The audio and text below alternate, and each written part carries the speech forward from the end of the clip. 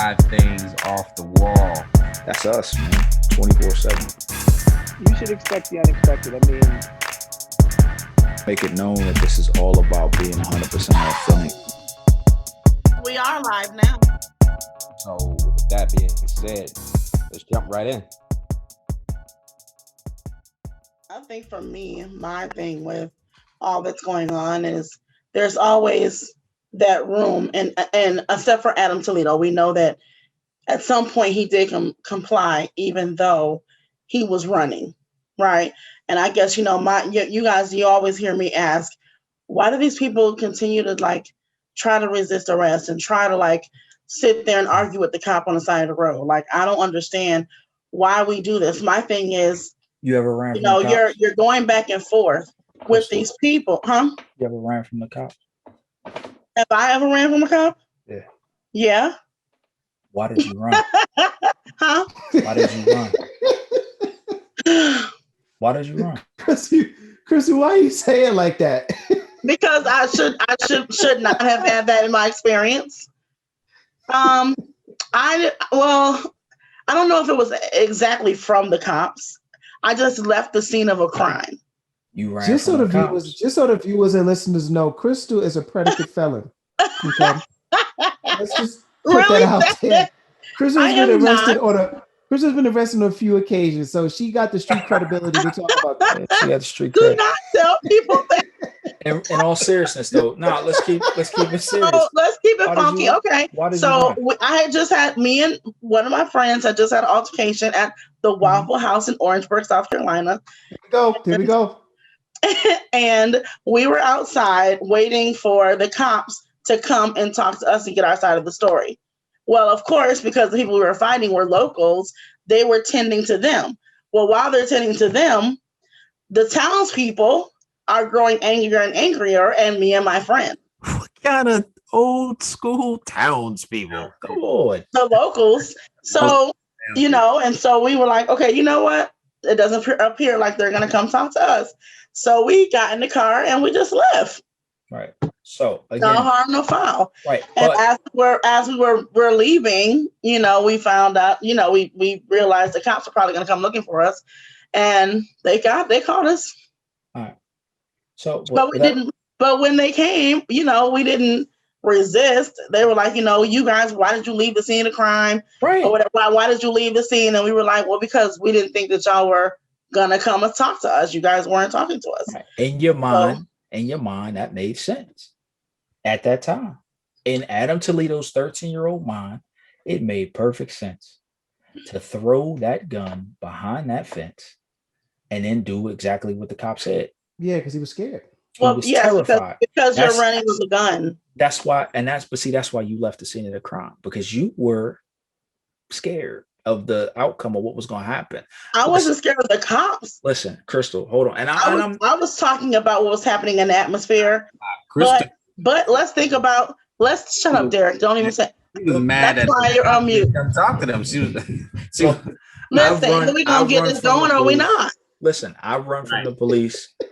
I've run from the police a couple of times, right? A few times, far too many times, and I care to count. It shouldn't have ever happened, right? I've run from the cops when I was probably just about Adam Toledo's age. I've run from the cops when I was a bit older, right? You run from the police because you don't want to be caught and you're afraid. You know the consequence is going to far outweigh in your mind whatever it is you did, because at the time you weren't thinking like, yo, this is a possibility. I remember one time I was a kid, like I said, just a little bit, maybe either a little younger or right around the same age as Adam Toledo. I remember throwing rocks at a lumber yard, right? There's a lumber yard down the street from my house, and we were up in the woods behind it, and I'm throwing these rocks. Me and my homeboys were throwing these rocks, and they're hitting the top of the lumber yard. People down there working. Could have hit somebody in the face. We wasn't really aiming. We were just throwing these rocks. They called the police. The police proceed to come down the street where we got to come out at, so we see them. What do? Boom, we take off. You bolt. But Walt, you're talking about running from the cops before they even catch you or barely see you. right? ran. Let's look. Wait, Hold on. No, I hold have on. a more No, Adam hold Toledo on. like story. What I'm saying is Crystal finish your Dante statement. Wright. Hold on. Dante Wright's hands were behind his back from the cop holding him, and he still shook loose and tried to drive off. Like, Listen, what? I am not saying, but that's what I mean. Like when you're in that heat of that moment, just like the cop is not thinking rationally or is not thinking, we want the cop to go through all of these channels of, different things and this, that, and the third before they make this fatal decision. These people who are in these situations are not thinking that way as well. I was in a situation as well. I ran from the cops and I got in trouble for this. I got caught, right? They chased me through the University of Pittsburgh's campus, right? Through the University of Pittsburgh's campus. I'm jumping fences. I'm doing everything I can. I don't know who this RoboCop was. You going for it? You trying to get? I'm trying to get free. I done had one too many drinks. I'm underage. I'm bolting. Pew! I'm out. Right? When you were 13? No, I wasn't 13. I was like 19. I was like 19 at this point. 19, 20. What was that state when this happened? I was at state when this happened. It was like, Oh my God! Y'all said I was slinging rock. Let's tell a story because it's amazing. He went home and went crazy. I went home and bugged out. So listen, I had just cause. I had just gotten shot. This is right after the shooting. Mm-hmm. This is literally that a few months after I'd healed up. Right. I still wasn't thinking clear. I never dealt with the fact that somebody close to all of us could have died. I never dealt with that fact. I dealt with it through alcohol. I never addressed it. But that played heavy on, looking back at it, that played heavy on me. Mm-hmm. That sat really heavy on me. Like one of my best friends could have died over nothing. Right? So when I'm running from that cop, I'm running from the cop because I got a reason. Everything I was doing in that alleyway was going to carry a charge that I didn't want to take. You know what I'm saying? Standing on a corner straight slang and rock. Wasn't doing that. I was outside drinking with my buddies. You know what I'm saying? I was outside drinking with my buddies. Cops pull up. Oh, we have to run because if we get caught right here with what we doing right now, we all going down. So I take off, right? They charged me with so many things. Running from the cops, be involved in a drug transaction. Nobody had drugs. Possession of a firearm, disorderly conduct, fake ID. I got charged with so many things, all of those things, right? And I knew in my mind, all of them charges, they could possibly land me in Allegheny County. And I'm like, I'm not trying to go there. I want to go back to Orangeburg. I'm just up here to have a good time with my buddies. So I ran from the cops because I didn't want to get in trouble. I don't want to go to jail. I don't want to be in police custody. Who wants to be in police custody?